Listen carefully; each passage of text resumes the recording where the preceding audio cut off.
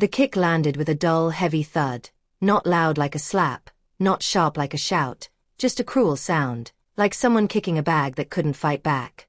The old man flew sideways and hit the polished marble floor. His body was thin, almost like dry sticks tied together. His head knocked against the tiles, his face twisted in pain, and a small broken cry escaped his mouth. People gasped, but nobody moved. Nobody helped. Nobody even breathed normally. The office of Sterling Heights Financial, one of the biggest investment firms in Manhattan, was packed that morning. Phones were ringing. Keyboards were clicking. People were rushing with files, coffee, and tablets. But the moment the old man fell, the noise died, like someone had switched off the entire building. And then, the glass doors at the entrance clicked open. Not loudly, just a soft click. But it was enough. Everyone's eyes swung toward the entrance, because those doors only opened like that when someone important arrived. He walked in, tall, calm, expensive, like the building itself was made for him. This was Mr. James Carter, the billionaire owner of Sterling Heights Financial. The moment he saw the old man lying on the floor, crying quietly, everything changed. What happened next would shake the entire company to its core. Hello, welcome to African Tales by Natasha. Don't forget to like this video, subscribe, and share it with your friends, and most important thing, turn your notification bell so you can get informed when I dropped another amazing story. Drop your thoughts and reactions in the comments. What would you do if your spouse tried to kill you and you survive? Will you take a revenge or disappear forever? Standing over the old man was a woman who looked like she owned the air around her. Her name was Victoria Stone. She was tall, clean, expensive from head to toe. Her hair was perfectly styled, her heels sharp enough to cut a person's spirit, and her designer suit looked like it cost more than most people's monthly salary. When she walked, people made space without being told. And now, her face was twisted in anger like a gathering storm. "You useless old man," she snapped, pointing down at him. "Are you insane? You want to block this entrance? Look at you, crying like a child." The old man squeezed his eyes shut as another tear fell. I'm sorry," he whispered, his voice thin as paper. "I just wanted to pass through. I didn't mean to." "Pass where?" Victoria shouted louder. "This is not some public sidewalk. This is a corporate office. Do you think we run a charity here?" She lifted her foot again, as if preparing for another kick. The old man raised one hand weakly, not to fight, just to protect his face. But the workers did nothing. They looked down at their screens.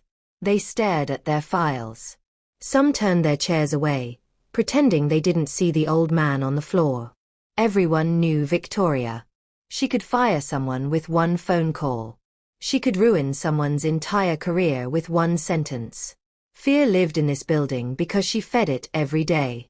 And right now, fear was winning.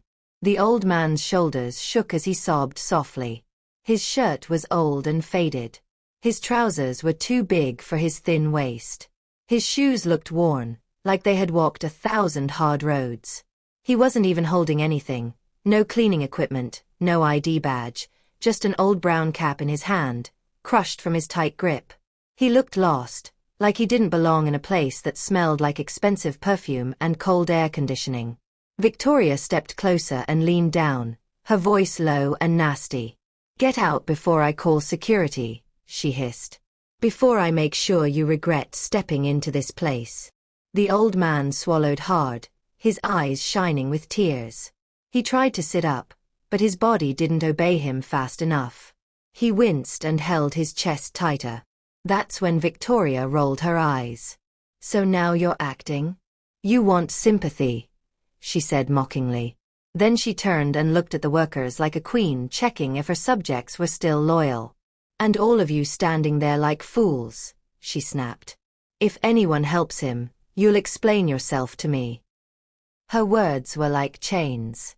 Even the kind people in the office froze. A young man near the printer took one step forward, then stopped.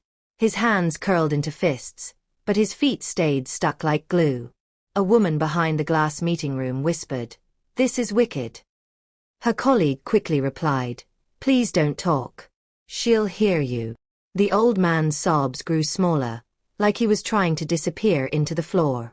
Then something happened that made the whole room turn colder.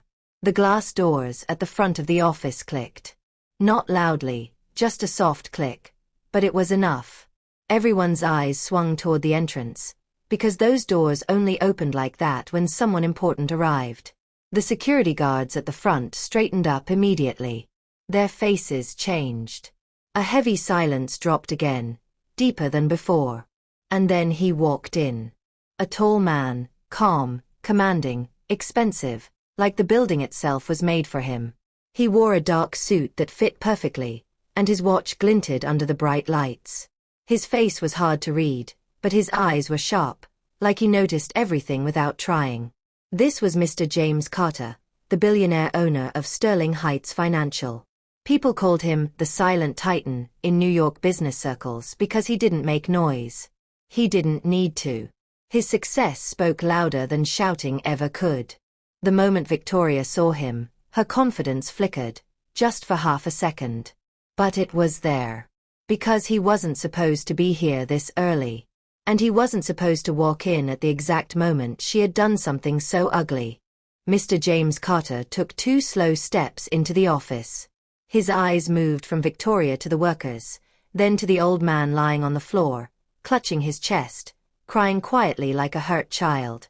And he stopped, not in shock, not in confusion, in stillness. A kind of stillness that made everyone feel like they were standing before a judge. Victoria's voice suddenly became sweet, too sweet. "Good morning, sir," she said quickly, forcing a smile. "I didn't know you were coming in." Mr. Carter didn't answer her greeting. He didn't even look at her for a full second. His gaze stayed fixed on the old man. The old man opened his eyes and saw him. For a moment, the old man's tears slowed. His lips parted slightly, like he wanted to speak, like he recognized the billionaire, or like he had been waiting for him. But before he could say anything, his chest tightened again, and he coughed, weak, painful coughs that made several workers flinch. Mr. Carter finally spoke. His voice was calm, but it cut through the office like a clean blade. "Security," he said. 2 guards rushed forward. Their boots were quiet on the floor, but their presence was heavy. Victoria relaxed a little, thinking they were about to drag the old man away. Her shoulders lifted with pride again. But then Mr. Carter said something that made everyone's heart jump. "Help him up," he ordered gently. Victoria blinked. "What?" she whispered, not meaning to say it out loud. The guards hesitated, just for a tiny second, because they had never been told to treat someone like this in this building, but they obeyed. One guard knelt and carefully supported the old man's shoulder. The other guard lifted his arm slowly, like he was holding something fragile. The old man groaned in pain. His legs shook as they helped him sit up. Everyone watched like they were watching a movie they didn't understand. And then the billionaire did the most shocking thing. He walked closer, bent down, and took a clean handkerchief from his pocket. With his own hand, he wiped the tears from the old man's face. Not roughly, not quickly, gently, like a son wiping his father's tears. The office looked like it had forgotten how to blink. Someone's phone rang in the background. It rang twice, then stopped because the person quickly silenced it with shaking fingers. Victoria's mouth opened slightly. Her eyes darted around the room, confused and nervous. Mr. Carter looked at the old man, his voice low now, almost personal. "Arthur," he said. "You came. Arthur." He called him Arthur, not old man, not sir. Arthur, like he knew him personally. The old man's lips trembled. He looked at Mr. Carter with wet eyes and whispered something that only the billionaire could hear. Mr. Carter's jaw tightened. His eyes darkened, not with anger that explodes, but the kind that burns quietly and destroys everything in its path. Then he stood up slowly and turned toward Victoria. The whole office held its breath. Victoria forced another smile, but her hands were starting to shake. "Sir, I can explain," she began quickly. "This old man just barged in, and he was disturbing the entrance. Mr. Carter raised one hand, not violently, just one hand, and Victoria's voice died immediately, like she had been muted.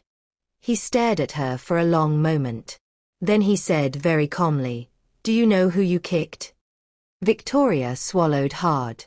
The workers leaned forward without meaning to. Even the guards looked tense. Mr. Carter's next words came slow, heavy, and frightening. "Because the person you kicked," he said, "is the reason this company exists at all." Victoria's eyes widened. The old man's breath caught. And Mr. Carter took one step closer to Victoria, his voice dropping into something even colder. "You called him useless. You threatened him. You kicked him like trash." He paused.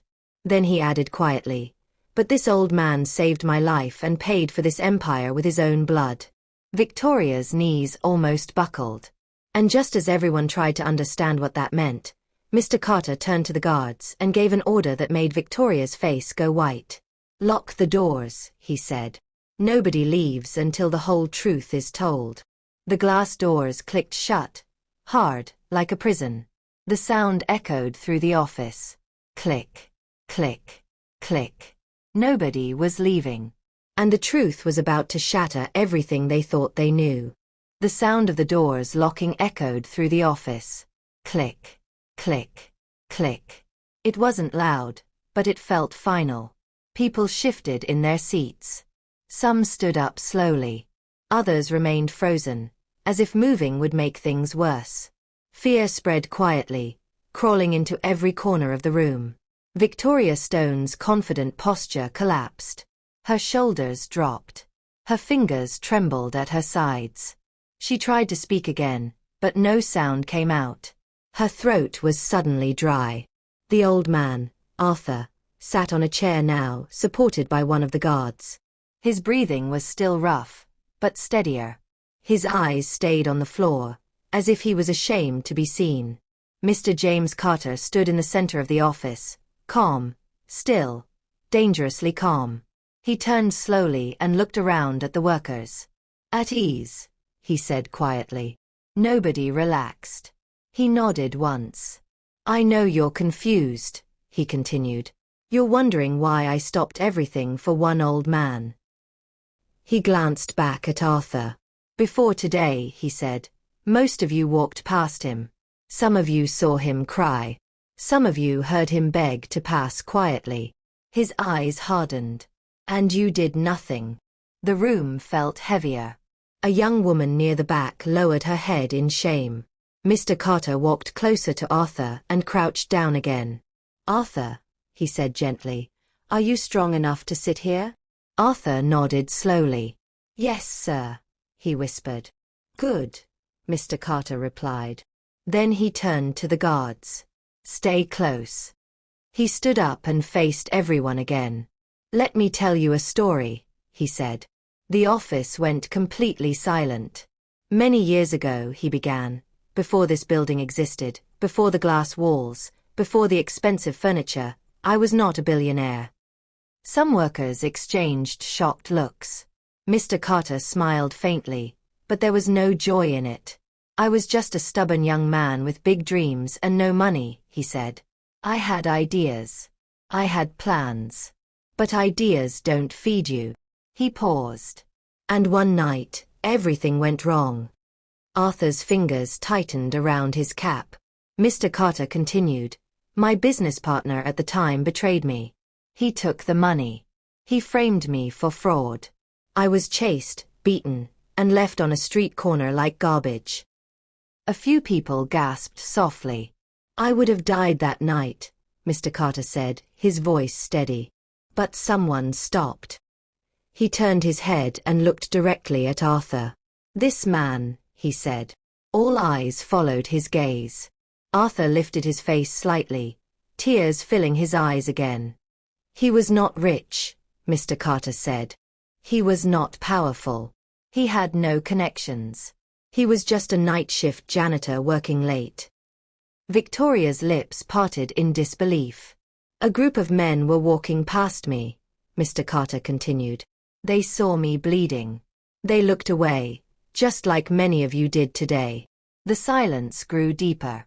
But Arthur didn't look away, he said. He stopped. He carried me. He hid me. He paid for my hospital bills with money meant for his grandson's school fees. A sharp breath escaped from someone in the crowd. He saved my life, Mr. Carter said quietly. And when I recovered, he refused to take a single dollar from me. Mr. Carter turned fully toward Arthur. You told me something that day, he said. Arthur nodded slowly. I told you, Arthur whispered, his voice shaking. If you succeed, remember people like me. Mr. Carter closed his eyes briefly. When I built this company, he said, opening them again, I kept that promise. I searched for Arthur for years. When I finally found him, he was sick, struggling. Arthur lowered his head. I offered him a comfortable life, Mr. Carter continued. Money, a house, security. He shook his head slowly. He refused. The office murmured in disbelief. He said, Mr. Carter went on, let me work. Let me stay useful. Mr. Carter's gaze slowly moved to Victoria. So I gave him a quiet role, he said. A place to rest, a place to pass through safely. His voice dropped. And today, he was kicked like trash. Victoria's face drained of color. I didn't know, she burst out suddenly. Sir, I swear I didn't know who he was. Mr. Carter turned to her slowly. That, he said, is the problem. The workers leaned in. You didn't know, he continued, because you never cared to know.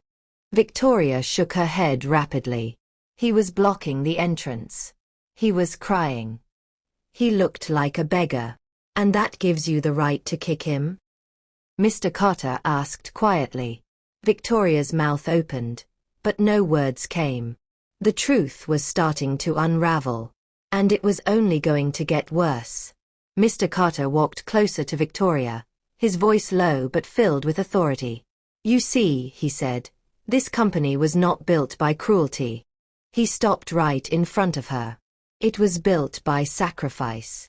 Victoria's legs shook. But you, he said, lowering his voice further, used your position to hurt someone weaker than you. He turned to the workers again.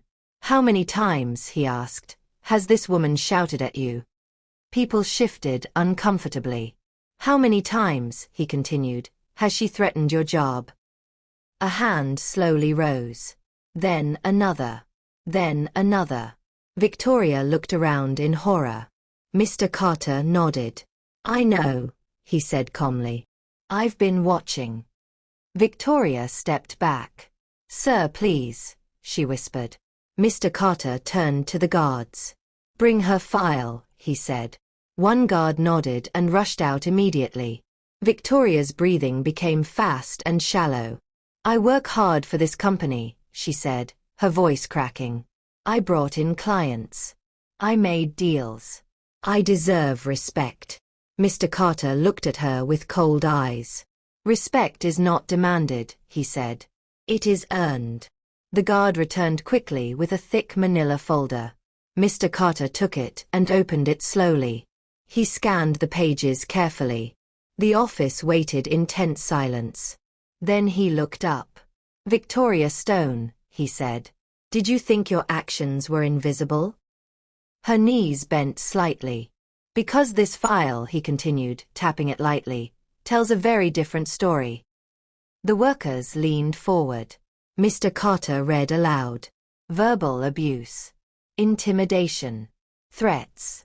Hidden complaints from subordinates. He paused. And one more thing, he said quietly. Victoria's eyes filled with fear. Financial irregularities, he added. A gasp swept through the office. That's a lie. Victoria shouted. Mr. Carter raised one finger. I am not finished, he said. He closed the file and looked straight at her. You kicked Arthur today, he said. That act alone would end your career here. He paused. But what's coming next, he added, his voice calm and deadly, will follow you far beyond this office. The room held its breath. Then Mr. Carter turned toward Arthur again. "Arthur," he said gently, "forgive me for letting you suffer here." Arthur shook his head slowly, tears falling. "I forgive you," he whispered. "But I don't understand why she hates people like me." That question hung in the air like a blade. Mr. Carter turned back to Victoria, and then he said something that made her collapse into a nearby chair. "Because tomorrow," he said, "you will experience life without power." The guards stepped closer. "And today," he added, "your story ends in this office." Victoria screamed, "No, please." And just as the guards reached for her, the glass doors suddenly shook violently. Someone was pounding from outside. Hard, urgent, desperate. Mr. Carter turned sharply. The guards froze. A voice shouted from behind the doors. "Sir, you need to see this now." The pounding on the glass doors grew louder. Bang, bang, bang. Every hit echoed through the office like a warning. People flinched. Some covered their mouths. Others stood up without knowing why. The guards stiffened, hands ready, eyes locked on the doors. Mr. Carter lifted one hand calmly. "Open it," he said. The locks clicked again. The doors swung open, and a young security officer rushed in, breathing hard. Sweat shone on his forehead. His uniform was neat, but his hands were shaking. "Sir," the officer said quickly, almost tripping over his words, "there's something wrong downstairs." Mr. Carter's face didn't change. "What kind of wrong?" he asked. The officer swallowed hard. "It's about Arthur. About his health. And about the records." The word records made the room tense. Mr. Carter turned slowly to Arthur. Arthur's face had gone pale. His breathing became shallow again. He clutched his chest, not tightly this time, but like someone holding on to something fragile. "Arthur," Mr. Carter said gently, stepping closer. "Are you feeling dizzy?" Arthur nodded once. "I didn't want trouble," he whispered. "I only came to pass through quietly. I thought I could still walk without being seen." The guilt in his voice hit harder than shouting ever could. Mr. Carter helped him lean back into the chair. "Get a medic," he ordered softly. One guard moved immediately. Then Mr. Carter turned back to the officer. "Explain," he said. The officer nodded nervously. "Sir, the maintenance records show that Arthur was removed from the staff list 2 months ago. His access card was cancelled. His medical support was also stopped." A sharp gasp swept through the office. People turned slowly toward Victoria. And the truth was about to explode. Victoria was sitting stiffly in her chair, her face tight, her eyes darting from face to face. "That's not possible," she said quickly. "I didn't touch his file." Mr. Carter's eyes locked onto hers. "Then who did?" he asked. Victoria's lips trembled. The officer continued, his voice shaking now. "Sir, the system shows the order came from the executive level, from Victoria Stone's authorization code." The room exploded with whispers. "No way. She removed him? That's why he was crying." Arthur lowered his head. "So that's why," he whispered. "That's why they stopped calling me for checkups." Mr. Carter clenched his jaw. He turned sharply to Victoria. "You cut off an old man's medical care," he said slowly, "without asking a single question?" Victoria stood up suddenly. "I was cleaning the system," she shouted. "There were old names. Useless roles." "Enough," Mr. Carter said. "One word. Cold. Final. You didn't see a human being," he continued. "You saw an inconvenience." Victoria shook her head wildly. "I didn't know he was sick." "You didn't care," Mr. Carter replied. The medic arrived quickly and knelt beside Arthur, checking his pulse. Mr. Carter watched closely. The medic looked up. "Sir, his blood pressure is dangerously high. He should be in a hospital." Mr. Carter nodded. "Prepare the car." Then Arthur grabbed his sleeve weakly. No, Arthur whispered. Please wait. Mr. Carter crouched beside him. What is it, Arthur? He asked gently. Arthur hesitated. His eyes moved across the room, over the workers, the guards, Victoria, then back to Mr. Carter. There is something, he said slowly. I never told you. The room leaned in. Even Victoria stopped breathing. Mr. Carter frowned slightly. What do you mean? Arthur swallowed hard. The night I saved you, he said, his voice thin but steady, was not the first time I lost everything. Mr. Carter stayed quiet, listening intently. I once worked in a big company, Arthur continued, long before you became who you are today. Victoria's eyes widened slightly. I was young then, Arthur said. Strong. Loyal. I trusted my bosses. His fingers tightened around his cap. They promised us security, he went on. They promised pensions, healthcare, respect. He paused. They lied. The office felt colder.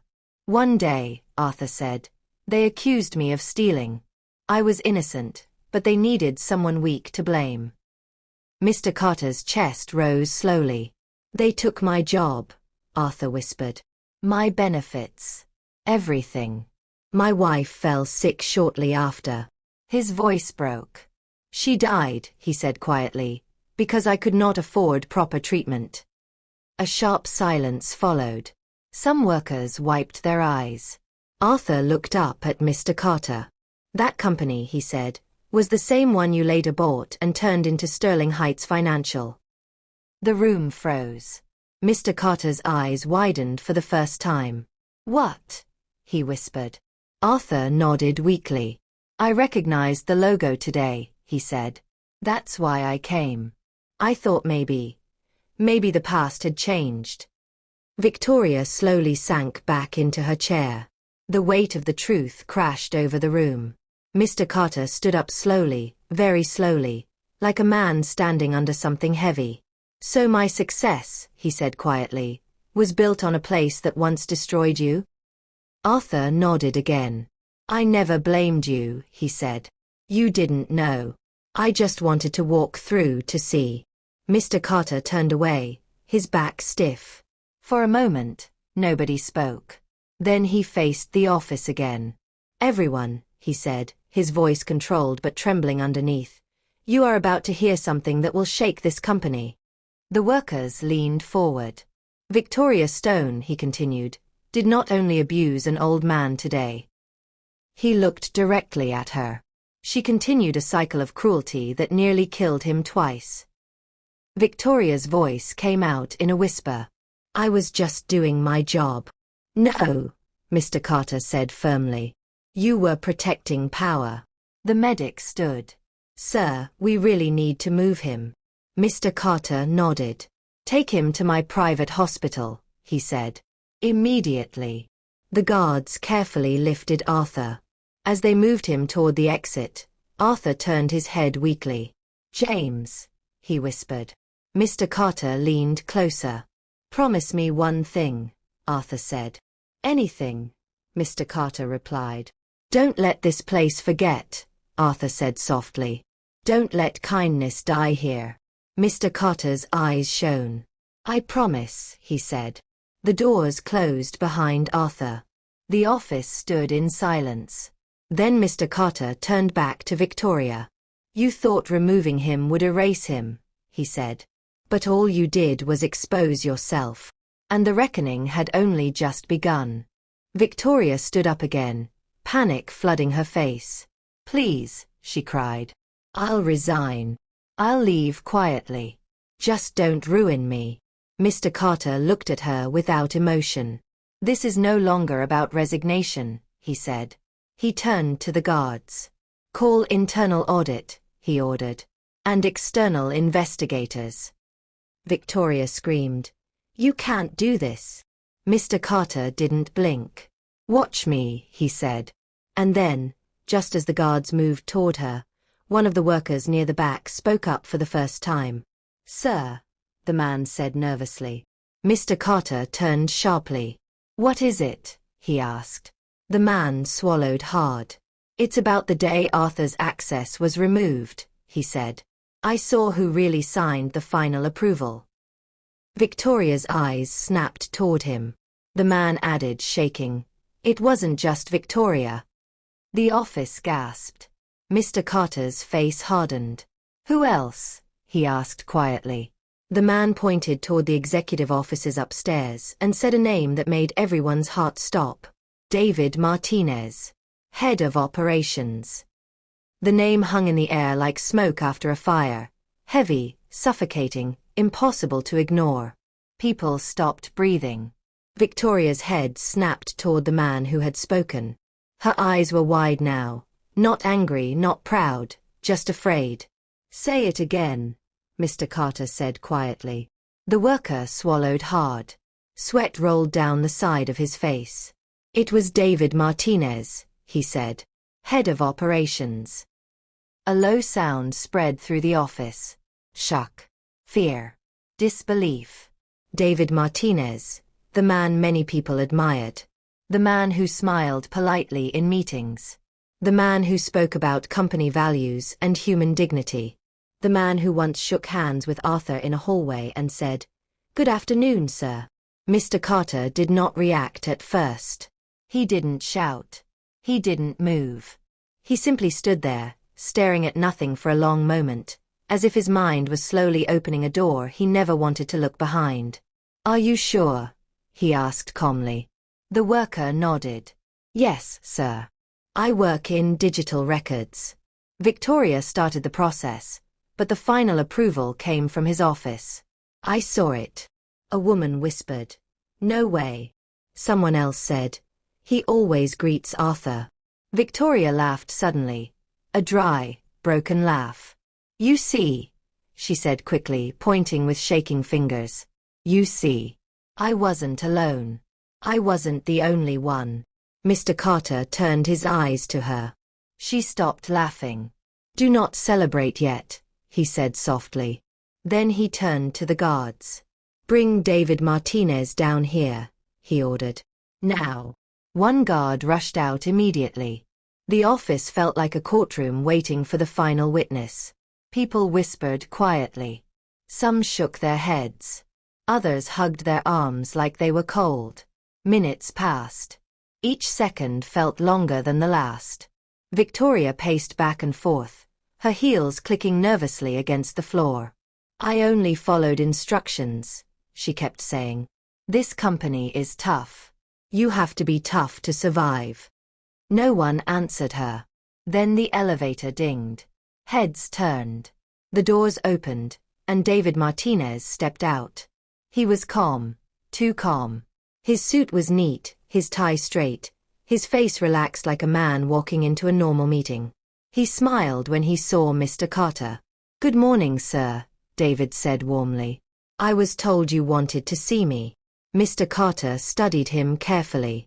"David," he said, "do you know why you're here?" David glanced around the room. His eyes briefly landed on Victoria, then on the empty chair where Arthur had been sitting. "I heard there was an incident," he said carefully. "I'm sorry about the disturbance." Disturbance. The word hit like a slap. Mr. Carter took a step forward. "An old man was kicked," he said. "An old man who once saved my life." David's smile tightened slightly. "That's unfortunate," he said. "But emotions run high sometimes in a busy office." A murmur of anger spread through the workers. Mr. Carter's eyes narrowed. "David," he said slowly, "did you authorize the removal of Arthur's access and medical support?" David didn't answer immediately. He adjusted his cufflinks. Then he nodded once. "Yes," he said. "I did." The room exploded. "What? How could he?" "He knew Arthur." Victoria gasped. "You told me it was standard procedure." David turned to her, his voice cold. "Control yourself."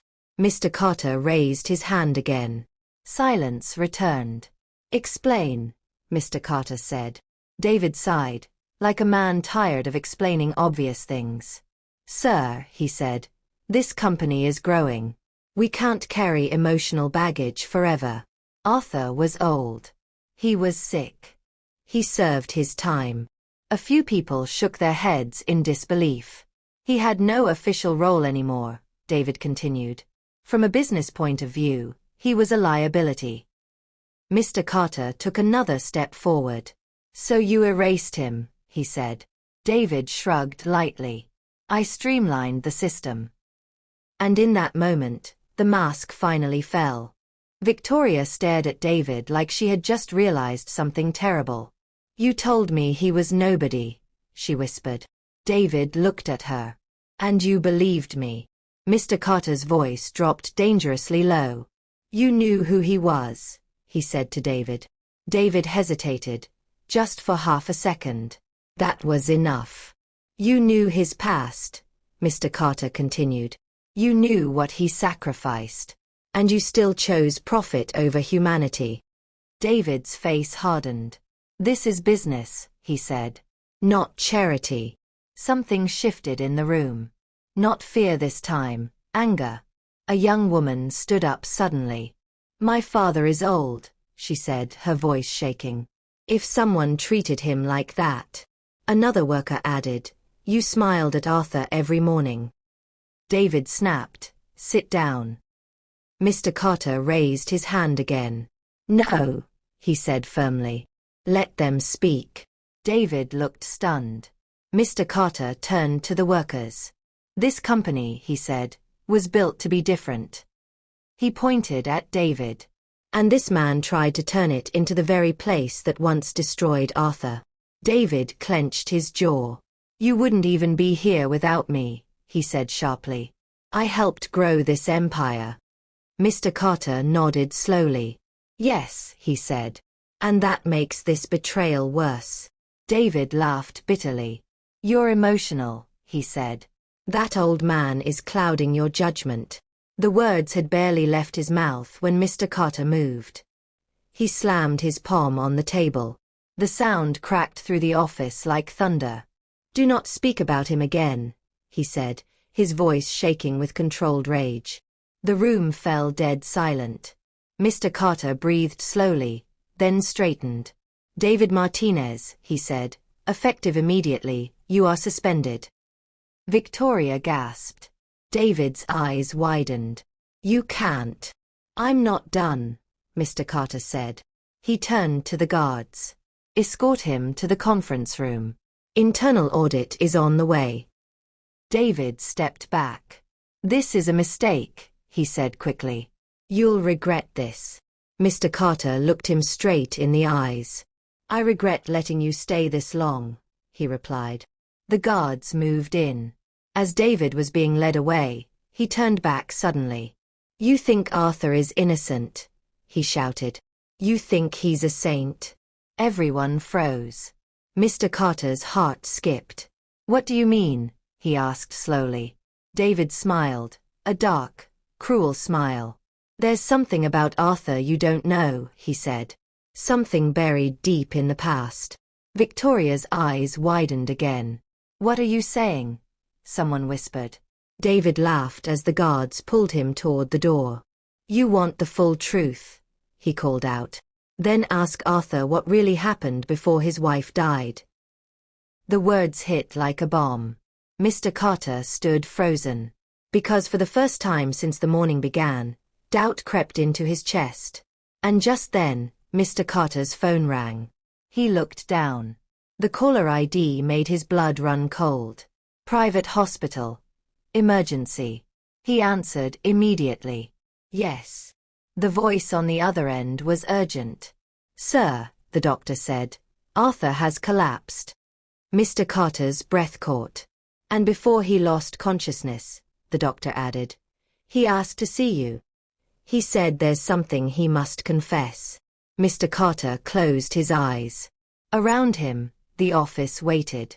The truth was no longer simple. And whatever Arthur was hiding was about to change everything. The hospital room smelled clean and cold. Machines beeped softly. White lights glowed above the bed. Arthur lay still, his chest rising slowly, unevenly. Tubes ran from his arms. His eyes were closed, but his face looked tired, like a man who had carried too much pain for too many years. Mr. Carter stood beside the bed. For the first time that day, he looked unsure. The doctor spoke quietly. "Sir," he regained consciousness for a short moment. "His heart is weak. If he wants to speak, now is the time." Mr. Carter nodded. He pulled a chair close and sat beside Arthur. "Arthur," he said softly, "I'm here." Arthur's eyelids fluttered. Slowly, they opened. When he saw James, tears filled his eyes. "You came," Arthur whispered. "I will always come," James replied. Arthur's hand moved weakly. James held it carefully. "I heard what that man said," James continued. "David. He said there was something I didn't know." Arthur swallowed. "Yes," he said. "There is." The room felt heavier. "For many years," Arthur whispered, "I carried shame in silence. I didn't want to speak because the truth would hurt you." James leaned closer. "Tell me," he said. "No matter what it is." Arthur took a slow breath. "The company you bought," he began, "the one that fired me. My wife didn't die only because of sickness." James's heart tightened. "What do you mean?" Arthur closed his eyes. "She died because of a lie," he said. And the final truth was about to be revealed. James felt like the air had been punched out of his chest. "I was accused of stealing," Arthur continued. "But the theft was done by a senior manager. I knew it. I saw it." James stiffened. "They threatened me," Arthur whispered. "They said if I spoke, they would destroy my family." His hand shook in James's grip. "I stayed silent," Arthur said. "I chose fear. And because of that, justice never came." Tears rolled down Arthur's face. "When my wife needed help," he said, "those same people turned their backs on me." James's eyes burned. "And David?" James asked. Arthur nodded slowly. "He worked under them then," Arthur said. "Young, quiet, watching." James's jaw clenched. "So he knew," James said. "Yes," Arthur replied. "And when he rose in power, he continued the same cruelty. Different face, same heart." The room went silent. Arthur looked at James with pain-filled eyes. "That is my confession," he said. "I stayed quiet when I should have spoken. Others suffered because of it." James shook his head gently. "You were afraid," he said. "That does not make you evil." Arthur cried softly. "I thought kindness would be enough," he whispered. "But silence helped cruelty grow." James squeezed his hand. "Your kindness saved my life," James said firmly. "And today, your truth will save many others." Arthur looked relieved. "Then I can rest," he whispered. The heart monitor beeped faster. The doctor stepped forward. "Sir." Arthur smiled faintly at James. "Do not let them forget," he whispered again. "I won't," James promised. Arthur's grip loosened. The monitor gave one long, steady sound. Beep. The doctor bowed his head. "I'm sorry," he said softly. James did not move. He closed Arthur's eyes gently. And in that moment, something inside him hardened, not with hate, but with purpose. 3 days later, the main hall of Sterling Heights Financial was full. Workers stood shoulder to shoulder. Cameras from news stations lined the walls. The atmosphere was tense. James stood at the front. Behind him was a large photo of Arthur. Simple, dignified. James spoke calmly. "Arthur was not weak," he said. "He was ignored." The room listened. "He was kicked," James continued, "because power forgot kindness." He turned slightly. "Victoria Stone," he said, "used her position to hurt the helpless." Victoria stood with her head down, security beside her. "She is hereby dismissed," James said, "and will face legal action." Victoria broke down crying. James did not stop. David Martinez, he said, continued a system of cruelty he once witnessed. David stood pale and shaking. He is removed, James said, and his actions are under investigation. Gasps filled the hall. James raised one hand. Today, he said, this company changes. He looked around. From now on, he continued, no person will be treated as invisible here. Every janitor, every guard, every worker, matters. Applause slowly began.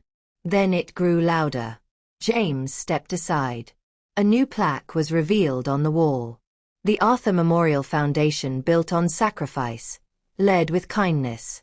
Tears filled many eyes. James spoke again. This foundation will provide health care, protection, and dignity for elderly workers and forgotten heroes. The hall erupted in applause. Later that evening, James stood alone in the quiet office. The place felt different. Kinder. He looked at the entrance where Arthur had fallen and whispered softly, "You walked in crying, but you left teaching us how to be human." The lights dimmed. The lesson remained. Justice had been served, not with revenge, but with remembrance. In the weeks that followed Arthur's passing, Sterling Heights Financial transformed in ways no one could have predicted.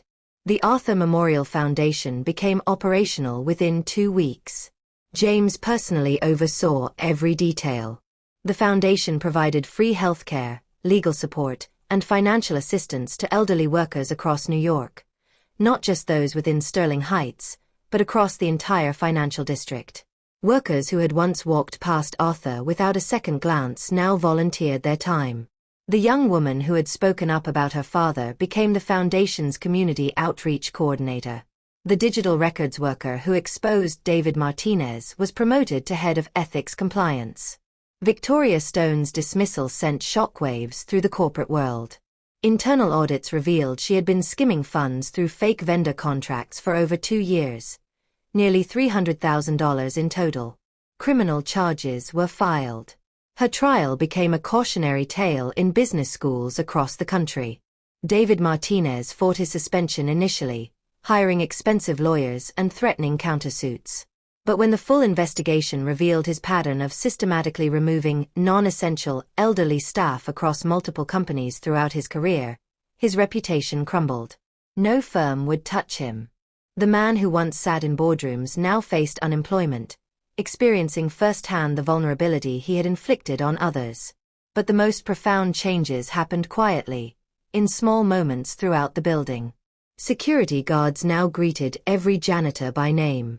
Executives held doors open for maintenance staff. The cafeteria instituted a policy where senior workers ate for free.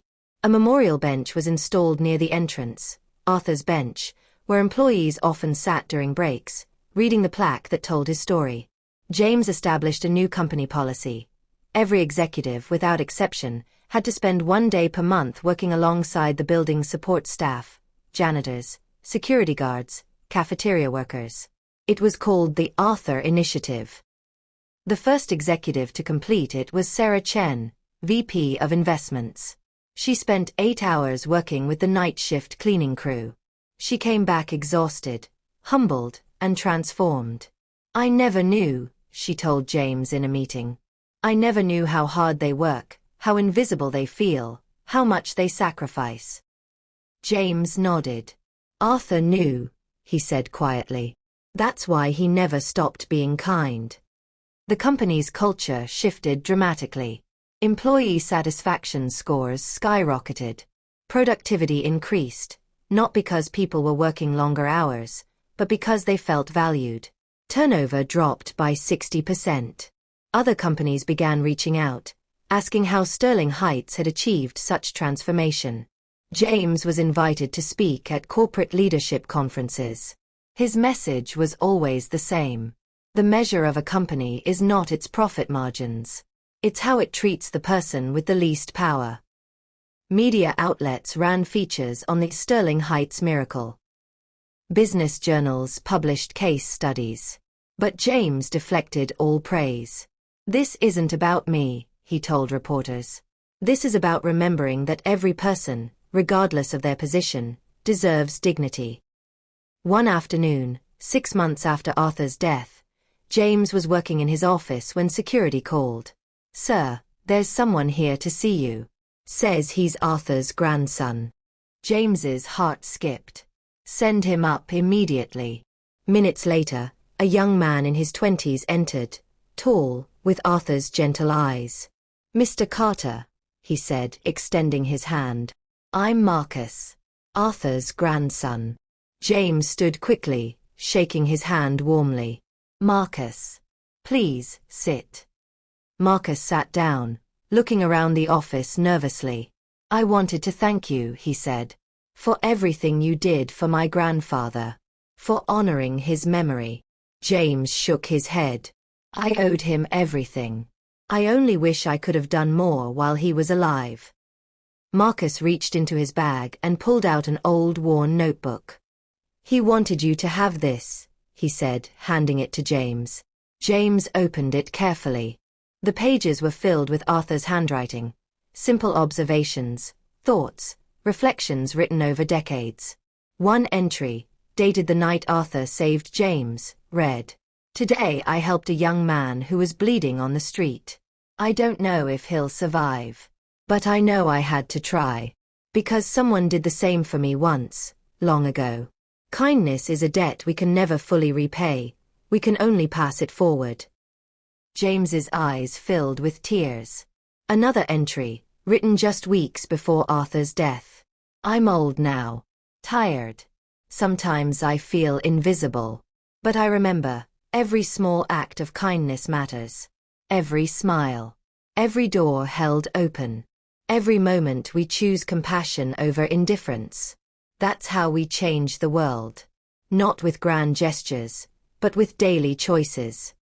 James closed the notebook slowly, holding it like the treasure it was. "Thank you," he whispered. "Thank you for sharing this with me." Marcus smiled. "He talked about you often. He was proud of who you became." "I became who I am because of him," James said. A year after Arthur's passing, the Arthur Memorial Foundation had grown beyond anyone's expectations. It now operated in 5 cities, had helped over 2,000 elderly workers, and inspired similar foundations across the country.